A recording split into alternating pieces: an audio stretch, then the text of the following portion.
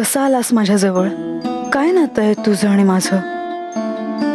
तुला पाहिलं की का भरून येतं मला? असं काय आहे तुझ्या असण्यात की मी स्वतःलाही विसरून जाते?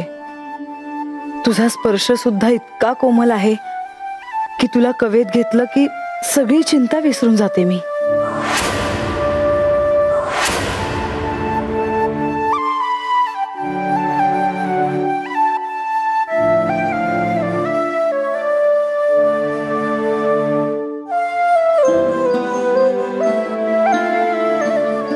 माते